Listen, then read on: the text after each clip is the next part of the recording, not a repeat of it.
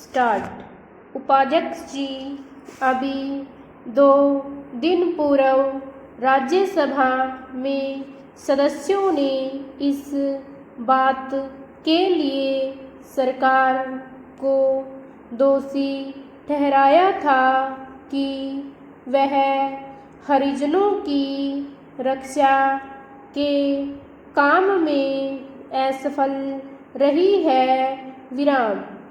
हो सकता है कि इस आरोप के पीछे कुछ सदस्यों का राजनीतिक उद्देश्य हो, किंतु इससे आरोप की सत्यता खंडित नहीं होती अथवा उसकी उपेक्षा नहीं की जा सकती। राज्य मंत्री ने इस आरोप के जवाब में यह जरूर कहा कि हरिजनों को अत्याचारों से बचाने के लिए सरकार कदम उठा रही है। जहां कहीं से अत्याचार की शिकायत आती है तो अपराधियों को दंडित किया जाता है।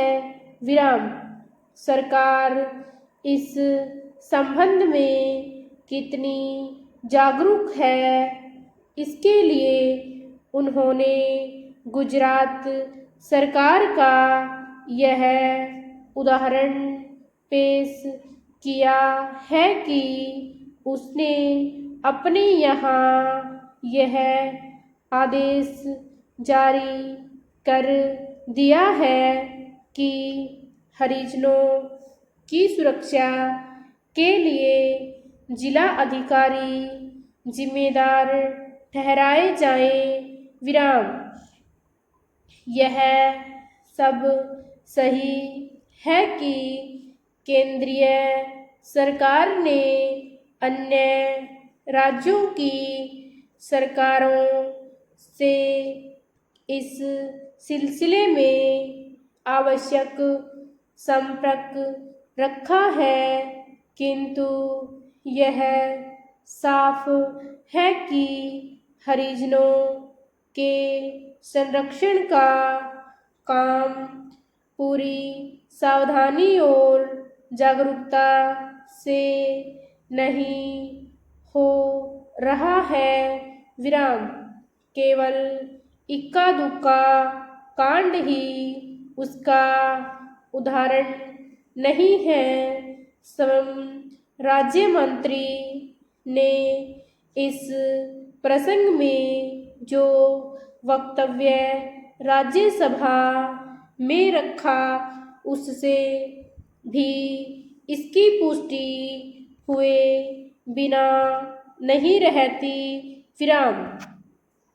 वक्तव्य में कहा गया है कि अब तक हरिजनों पर अत्याचार की भिन्न राज्यों में कई हजार घटनाएं घट चुकी हैं। आदिवासियों पर जो अत्याचार हुए उनकी घटनाएं उनमें शामिल नहीं है। वक्तव्य में कहा गया है कि सरकार ने इन मामलों के सिलसिले में क्या कदम उठाए, पर यह सब गिनाने से तब तक कोई फायदा नहीं जब तक यह सिद्ध नहीं होता कि हरिजनों पर अत्याचार की घटनाएं कम हो रही हैं।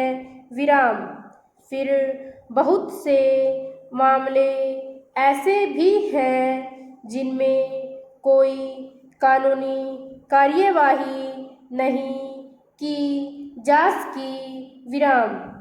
अकेले मध्य प्रदेश में ही 40 मामले ऐसे हैं। ऐसी सूरत में कार्यवाही संबंधी प्रशासनिक जागरूकता में कैसे विश्वास किया जा सकता है। विराम।